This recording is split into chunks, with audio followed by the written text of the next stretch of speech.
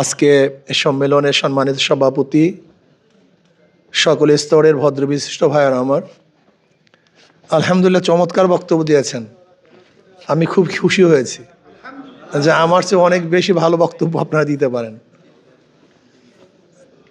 আসলে বাকেরগঞ্জ এবং বরিশাল, আমরা তো একসময় বাকেরগঞ্জেরই লোক ছিলাম, বরিশাল তো পরে, আগে বাকেরগঞ্জ। কাজে কেউ যদি বলেন হুজুরে তো বাকেরগঞ্জের লোক না, এটা ঠিক না। আর আপনারা ইতিমধ্যেই শুনেছেন আমার একমাত্র আমার মেয়ে, তাকে বিবাহ দিয়েছি আপনাদের বাকেরগঞ্জেই। কাজে আমি তো বাকেরগঞ্জের পার্ট।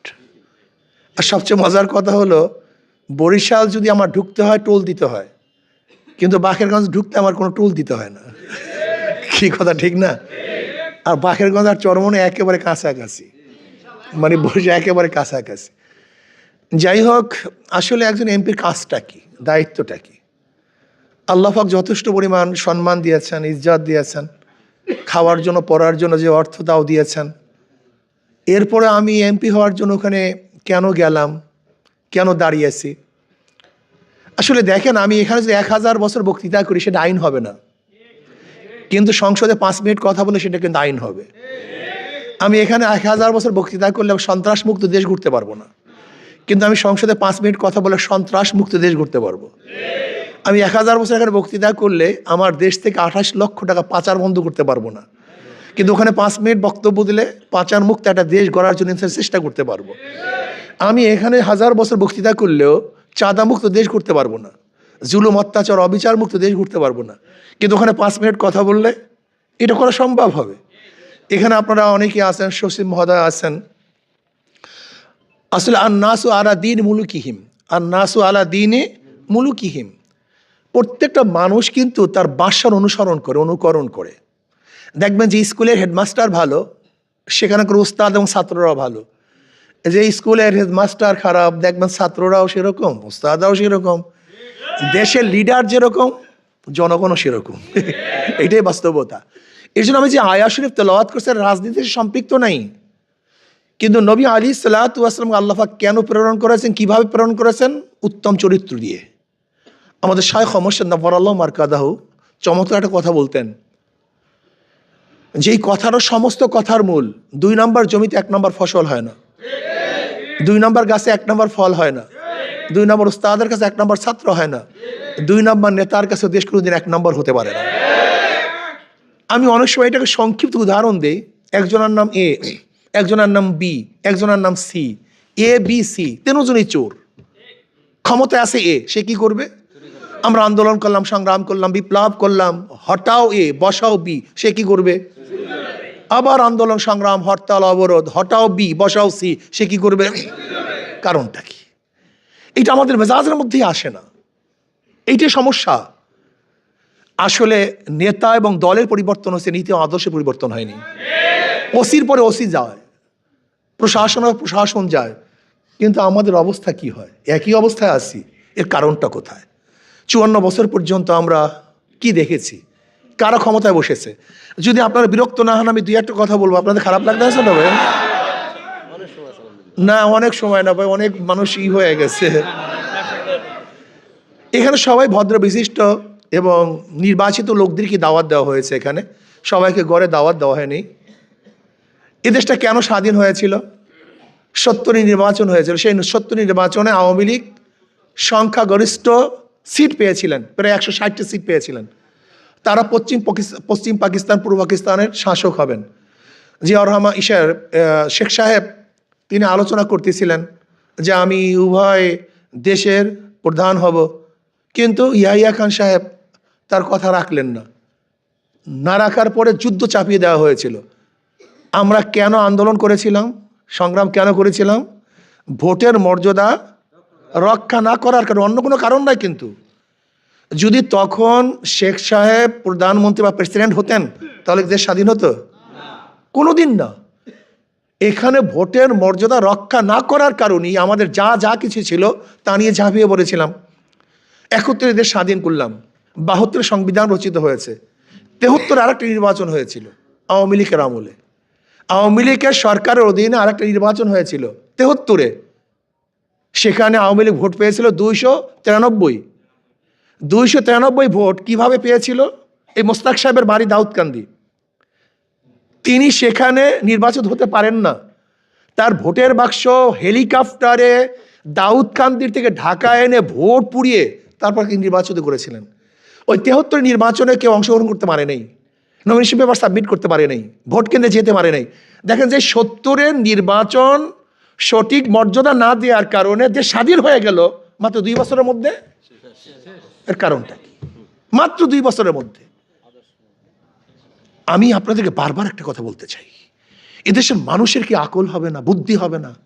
এ পরিবর্তনে বি, বি কে পরিবর্তন সি, সি কে পরিবর্তন করে ডি, কাজটা হবে কি? একই তো চরিত্রের মানুষ, একই তো আদর্শের মানুষ। আমি যেটা বলতে চাই না ছিল না তা না, আমরা ভালো মানুষকে নির্বাচন করতে পারি না। কেন পারি না? ভালো মানুষগুলির অবস্থাটা কি? সে তো ঘুষ খায় না, সুদ খায় না, সে তো বিশাল অঙ্কের টাকা ব্যাংকের থেকে মারিন করে না। আর নির্বাচনের ব্যবস্থাটা মনে হয়ে গেছে টাকা দাও, টাকা দাও, টাকা দাও, টাকা দাও, টাকা দাও। নির্বাচন মানি মারামারি, নির্বাচন মানি কাটাকাটি। একজন ভদ্রমতী আমাদের সচিব মহোদয়, সে কি এখন মারামারি করতে যাবে? আমি পীর মানুষ, আমি কি মারামারি করতে যাব? এখন কি করতে হয়? আমি যখন প্রথম নির্বাচন করেছি, বিশ্বাস করবেন না, আমার মুখের মধ্যে ধোঁয়া ছেড়ে দিত বিড়ির। এটা করছে, এ পাবলিক করছে, কিন্তু আমি পিছপা হইনি। কেন? এই সমাজকে পরিবর্তন করতে হবে, এই ঘুণে ধরা সমাজকে পরিবর্তন করতে হবে। যদি আমরা পিছনে সরি, যদি ঘর ছেড়ে দেয় মালিক, তখন ঘরের মধ্যে সাপ বিচ্ছু বাসা বাঁধে, কিন্তু যখন মালিক সেখানে যায়, সেখানে বাসা বাঁধতে পারে না।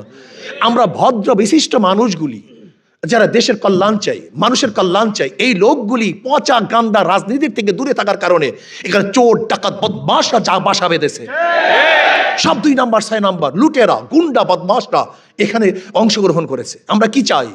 আমরা চাই এখানে ঘরের মালিক আসবে এবং সেখানে সাপ বিচ্ছুগুলা পালিয়ে যাবে। ঘরের মালিক আসবে, চোর ডাকাতরা দখলকৃত জমি ছেড়ে দিবে। ঠিক আমরা কি চাই? ভদ্র বিশিষ্ট মানুষগুলি ক্ষমতায় আসুক, দিনদার এখানে আসুক। যদি দিনদার এখানে না আসে, 1000 বছর চেষ্টা করবেন, চিল্লাবেন, আন্দোলন করবেন, সংগ্রাম দিবেন, বারবার জীবন দিবেন, রক্ত দিবেন, এই দেশ পরিবর্তন হবে না। আমি আগেই বলেছি, আমি এখানে কেন নির্বাচিত হতে চাই। আমরা সবাই বলছেন বাকেরগঞ্জ উন্নয়ন, বাকেরগঞ্জ উন্নয়ন সেকেন্ডারি কাজ। একজন এমপির কাজ শুধু রাস্তাঘাট করা না, একজন এমপির কাজ হলো আগামী দেশটা কোন নীতি এবং আদর্শতে চলবে সেটা নির্মাণ করা, এটা বিনির্মাণ করা। এদেশে চুরি হবে কি হবে না, ডাকাতি হবে কি হবে না, জুলুম অত্যাচার হবে কি হবে না, অবিচার হবে কি হবে না, গুম হবে কি হবে না। আজকে বিচারের অবস্থাটা কি? সেখানে নিরপেক্ষ বিচার নাই। আজকে বর্তমান বিচারালয়ের মধ্যে নিরপেক্ষ বিচার নাই, অথচ একজন বিচারালয়ে থাকা উচিত। এখানে ভদ্র বিশিষ্ট লোক আছেন। একটা ভালো কান্ট্রির সবচেয়ে বড় নমুনাটা কি? রাস্তা ঘাট না, একটা ভালো কান্ট্রির সবচেয়ে বড় নমুনা হলো বিচার ব্যবস্থা। এটা সুবিচার হলো সবচেয়ে বড় নমুনা। অথচ আমাদের সুবিচার বলতে কিচ্ছু নেই। এই যে নমিনেশন পেপার নিয়ে দেখেন, এক নমিনেশন পেপারে একজনের ভুল হয়েছে, তার নমিনেশন পেপার কারেক্ট, ওই একই কারণে আর একজনকে বাতিল। এটা কেমন হলো? এটা কিসের বিচার আমাকে বলেন? তাহলে আইন জানে না বা প্রয়োগ করতে পারে না। সব জায়গায় গ্যাঞ্জাম, সব জায়গায় ঘুরে ধরছে। এই সমাজ থেকে লুটকে বন্ধ করতে হবে, জুলুম অত্যাচারকে বন্ধ করতে হবে, সাম্যতা, মানবিক মর্যাদা, সামাজিক ন্যায় বিচার প্রতিষ্ঠিত করতে হবে। আজকে দেখেন, বিড়ালের সাথে আমরা ছবি তুলতে আনন্দিত হই, লেকিন একজন মেতরের কাঁধে হাত দিয়ে কি আমি ছবি তুলতে পারবো? আমি লজ্জা পাই। বিড়ালকে শ্রদ্ধা সম্মান করেছি, আশরাফুল মাখলুকাতকে, সর্বশ্রেষ্ঠ জীবকে আমি সম্মানই করতে পারিনি। আজকে কেউ কুকুরকে সামনে নিয়ে ছবি প্রকাশ করতে আনন্দিত হই, অথচ একজন কুলি, একজন ঋষির বুকের উপরে বা কাঁধের উপরে হাত দিয়ে আমি ছবি তুলতে পারি না। আজকে কুকুরকে আমার বিছানায় বসাই, কিন্তু আশরাফুল মাখলুকাত একজন শ্রমিককে আমার বিছানায় বসাতে পারি না। আজকে আমি একটা জানোয়ারকে নিজের হাতে খেদমত করি, অথচ আমার ড্রাইভারকে আমার কাছে নিয়ে খানা খেতে পারি না। লজ্জা পাই, লজ্জা পাই। আমাদের কাছে অনেক অফিসাররা যায়, ড্রাইভার নিয়ে যায়। আমি বললাম ড্রাইভারকে ডাকলেন না? পরে আমি, এইটাই সমস্যা। ইসলাম তো শিক্ষা দেয়নি। নবী আলাইহিস সালাম যখন খানা খেতেন, কে গোলাম আর কে নবী এটা পরিচয় থাকতো না, সবাই একই রেস্তোরাঁয় খানা খেতেন। এই যে বৈষম্য, ব্রিটিশ আমাদের বৈষম্য সৃষ্টি করেছেন। এই বৈষম্য দূর করতে হবে। আশরাফুল মাখলুকাতের মর্যাদা দিতে হবে। ঋষি, কামার, মজদুর, জেলে, তাঁতি, যে যেখানেই থাকুক না কেন, সে একজন মানুষ। আল্লাহ আমাকে ভালো রেখেছেন, কিন্তু ও তো মানুষ, ও আমার মতো ভালো থাকতে পারতো, কিন্তু পরিবেশের কারণে পারেনি। আপনি বিশ্বাস করবেন, এই যে রিক্সা চালায়, এর মধ্যে হাজারো মানুষ বিসিএস ক্যাডার হতে পারত, কিন্তু সুযোগ পায়নি। এই যে ডক্টর আবুল কালাম, ভারতের প্রেসিডেন্ট, তিনি কে? একজন মাঝির সন্তান, খেয়ালা সন্তান। এই যে আম্বেদকর, বাবাজি আম্বেদকর, সে কে? দলিত বংশ, একেবারে গরিব বংশ, নিচ বংশর। মেধা ছিল, প্রকাশ করার জায়গা পেয়েছে, মেধাবী হয়েছে। আমাদের ইউসুফ রহমতুল্লাহ, ইমাম ইউসুফ রহমতুল্লাহ, সে কে? একজন ধুফির সন্তান, তার বাবা মা ধোফাগিরি করত। এরকম হাজারো রাস্তার সন্তানরা যারা মেধাবী, কিন্তু তারা সেই মেধা প্রকাশ করার জায়গা না পাওয়ার কারণে ধূলিসাৎ হয়ে গেছে। এরকম হাজারো মানুষ দেখেন না, অনেক জেলের সন্তান, কামারের সন্তান ভালো রেজাল্ট করে। আমরা কি চাই? আমরা চাই আশরাফুল মাখলুকাতকে মর্যাদা দিতে, কাজে লাগাতে। আজকে ইউনিভার্সিটি বুয়েট আছে, কিন্তু ডিজাইন করার জন্য, পর্দার ডিজাইন করার জন্য বিদেশ থেকে কেন ইঞ্জিনিয়ার আনতে হবে? আমাদের দেশে ডিজাইনার হয় না কেন? এত ডাক্তার কই, চিকিৎসার জন্য বিদেশে যেতে হবে কেন? একজন সেই মানের ডাক্তার হয় না কেন? একদিন চিন্তা করছেন? একটা ভালো বিল্ডিং ডিজাইনের জন্য আমাদের দেশে কেউ নেই, একটা কম্পিউটারের জন্য কেউ নেই। তার মানে মেধা প্রকাশ করার কোনো সুযোগ আমাদের দেশে নেই। শিক্ষা ব্যবস্থাকে ধ্বংস করে ফেলেছে। আজকে আমাকে এক সাংবাদিক প্রশ্ন, আপনি কি করবেন? আমি বলে, আশরাফুল মাখলুকাতকে কাজে লাগার ব্যবস্থা করব। এই জনশক্তিকে কাজে লাগার ব্যবস্থা। 18 কোটি মানুষ যদি 1 ঘন্টা কাজ করে, 18 কোটি ঘন্টা, 18 কোটি ঘন্টা যদি কাজ করে, তাহলে দেশকে কোথায় নেওয়া যায় আমাকে বলেন তো? 1 ঘন্টা যদি কাজ করি আমরা, 1 ঘন্টা 18 কোটি ঘন্টা কাজ হয়, কিন্তু আমরা কাজে লাগাতে পারি না। আজকে এই জনসংখ্যাকে যদি কাজে লাগাতে পারতাম, আল্লাহ পাক যে সম্পদ আমাদেরকে দিয়েছেন, মানব সন্তান, মানব সম্পদ, এর চেয়ে বড় কিছু আছে বলে আমি মনে করি না। খনি আমার জন্য, স্বর্ণ আমি না থাকলে কোনো দাম নেই। আমি মানুষ আসি তো স্বর্ণের দাম, আমি না থাকলে ডায়মন্ডের কোনো দাম নাই। আমি আসি বিদায় ডায়মন্ডের দাম, আমি আসি বিদায় তৈলের খনির দাম। সে আশরাফুল মাখলুকাতের কোনো দাম নেই। আসুন না আমরা সম্মিলিতভাবে এই দেশটাকে গড়ার চেষ্টা করি। ইসলাম হুকুমাত কায়েম করে, সাংবাদিক আমাকে প্রশ্ন করে, যদি ইসলাম হুকুমাত হয়, আপনি কি যদি ক্ষমতা যান কি করবেন, কোন আইন অনুযায়ী চলবেন? আমি কি কোরআন ও সুন্নাহর আইন অনুযায়ী? কলে মৌলবাদী, দক্ষিণপন্থী, চরমপন্থী, অনেক কথা বলে। আমি বললাম, সেকুলারিজম বিজয় হলে আপনার মধ্যে প্রশ্ন থাকে না, কমিউনিজম বিজয় হলে আপনার মধ্যে প্রশ্ন আসে নাই, ডেমোক্রেসি বিজয় হলে আপনার মধ্যে প্রশ্ন আসে নাই, ইসলাম বিজয় হলে আপনার মধ্যে এত প্রশ্ন আসে কেন? ঘটনা কি? ইসলাম ফুবিয়া ঢুকানো হয়েছে রন্ধ্রে রন্ধ্রে, আস্তে আস্তে আস্তে আস্তে। ইসলাম ফুবিয়া, শরিয়া মানি বিশাল কিছু। এই প্রথম আমি বলছি শরিয়া আইন বাস্তবায়ন, দেখছেন তো হইসে পড়ে গেছে। শরিয়া মানে কি? আমি বললাম, শরিয়া বুঝেন তো না, শরিয়া কি জিনিস? আইন, ল, ইসলামিক ল। যাই হোক, কথা আর বলবো না, আপনার ফেড আপ হয়ে যাবেন। আসুন না, এই কাজটা আমার একার না, একা কেউ কিছু করতে পারে না। তারেক বিন জিয়াদ রহমতুল্লাহ আলাইহি স্পেনে ঢোকার পরে সমস্ত নৌকাগুলি জ্বালিয়ে দিয়েছেন। কি বললেন? তোমাদের পথ দুইটা, হয়তো শত্রুদের সাথে মোকাবেলা করবে, শহীদ হয়ে শহীদের মর্যাদা পেয়ে দুনিয়ার থেকে বিদায় হবা, আর একটা হলো কি, কাপুরুষের মতো নদীতে ঝাঁপ দিয়ে মারবা। এর বাহিরে কোনো পথ নেই। কিন্তু মুসলমানরা নদীতে ঝাঁপ দিয়ে কাপুরুষ মারা যান নেই, যুদ্ধ করে স্পেনকে বিজয় করেছিলেন। আমি মনে করি আজকে একার দ্বারা কোনো সম্ভব না, হয়তো আমরা বিজয় হব অথবা শহীদ হব, এর বাহিরে কোনো আমাদের রাস্তা নেই। রাস্তা দুইটা, ইনশাআল্লাহ আমি বিশ্বাস করি এখানে যারা এসছেন ভদ্র বিশিষ্ট মানুষ, আমরা শপথ গ্রহণ করি আগামী নির্বাচনে বাঁকেরগঞ্জ থেকে হাত পাখাকে আমাদের সচিব মহোদয় বলছেন 80% ভোট পেয়ে, ইনশাআল্লাহ আপনারা যে চেষ্টা করেন 80%-এর উপরে ভোট পেয়ে ইনশাআল্লাহ হাত পাকা বিজয় অর্জন করবে ইনশাআল্লাহ। একটু চেষ্টা লাগবে, সাধনা, ও জাহিদু ফিল্লাহি হাক্কা জিহাদি। আমার কোনো ফায়দা নেই, বিশ্বাস করবেন কিনা, এই যে ট্যাক্স মুক্ত গাড়ি, আচ্ছা আমি ট্যাক্স মুক্ত গাড়ি দিয়ে কী করবো? আমি তো চিন্তা করছি ট্যাক্স মুক্ত গাড়ি, যে ট্যাক্সের পয়সা আমার কাছে আসবে সব গরিবের প্রতি বিলাই দেব, আমি কেন এটা ব্যবহার করতে যাব? বিশ্বাস আমি এমপি হলে সরকারি কোনো তৈল, অমুক তমুক, হাবি জাবি সুযোগ সুবিধা আমি নিতে যাবো কেন? এটা তো আমার কারণ হয় নাই, করছেন আপনারা। যদি সুযোগ সুবিধা গ্রহণ করতে হয় আপনারা গ্রহণ করবেন, আমি কেন গ্রহণ করতে যাব? আমি সেদিনকে বলেছি যে মেজর জলিলের একটা ঘটনা বলছি। মেজর জলিল সাহেব, আপনার ফ্যাটাফোন নাই তো ভাই? মেজর জলিল সাহেব বলতেছেন একদিন একটা বক্তৃতায়, ভোট দিতে গেছে একজন মুরব্বী মানুষ। তা যারা ছিল কর্মী টর্মী ছিল, বলছে এই মুরব্বী আসছে, একটু করো, আনন্দ করো, সম্মান করো, 7 আপ, তাকে 7 আপ দিস, 7 আপ খেয়েছে। এবার বলছে অমুক মার্কায় ভোট দিয়েন।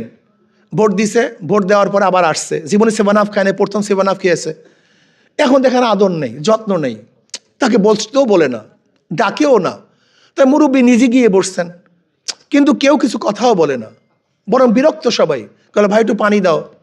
এক কর্মী অবজ্ঞর সাথে একটু পানি দিছে। বলে ভাই এই পানি নয়, যে ফস করে ওটা সেই পানি দাও। বলে মুরব্বী ভোটের পরে আর পানি ফস করে না, পানি ফস করে ভোটের আগে, ভোটের পরে আর পানি ফস করে না। আমি বলছি যারা ভোটের আগে পানি ফস করবা, ভোটের পরে তোমরা নিজেরা ফস হয়ে যাবা। আর যারা ভোটের আগে ফস করবা না, ভোটের পরে তোমরা জাগ্রত হবা। ক্লিয়ার কাট কথা। আসুন ইনশাআল্লাহ আমরা সবাই সম্মিলিতভাবে বাকেরগঞ্জ নয়, গোটা বাংলাদেশকে গড়ার জন্য ইনশাআল্লাহ বাকেরগঞ্জ থেকে যদি আপনারা মনে করেন আমি সংসদে গিয়ে বোবা হয়ে থাকবো, তাহলে আমাকে ওখানে পাঠাবার কোনো দরকার নেই, বোবা পাঠাবার কোনো দরকার নেই, ওখানে বোবার কাজ না। আর যদি মনে করেন না, যদি হুজুরকে সেখানে পাঠাই, কমপক্ষে বোবা হবে না, রয়্যাল বেঙ্গল টাইগার মধ্যে হুঙ্কার মারবে, তাহলে দায়িত্ব শুধু আমার না, আমাদের দায়িত্ব সবার। কাজে আল্লাহ আমাদের সবাইকে ভালো কাজের তাওয়ানুল বিররি তাকওয়া ওয়ালা তাওয়ানুল ইসমি ওয়াল উদওয়ান, ভালো কাজের সাহায্য সহযোগিতা করার তৌফিক দান করেন। আর আমরা সবাই চেষ্টা করব ইনশাআল্লাহ, যদি অবশ্যই চেষ্টা করি, আস-সায়ু মিন্নি ওয়াল ইতমামু মিনাল্লাহ, আমরা চেষ্টা করব পূর্ণতা ঘটাবেন আল্লাহ। আপনি এসছেন, অনেক খুশি, অনেক শুকরিয়া। ইনশাআল্লাহ দেখা হবে ভবিষ্যতেও। ইনশাআল্লাহ আমরা যেন সবাই হাসি মুখে একই সাথে থাকতে পারি এবং জান্নাতের মধ্যে একই সাথে থাকতে পারি, আল্লাহ পাক সেই ব্যবস্থা করে দেন। আপনাদের জন্য কিছু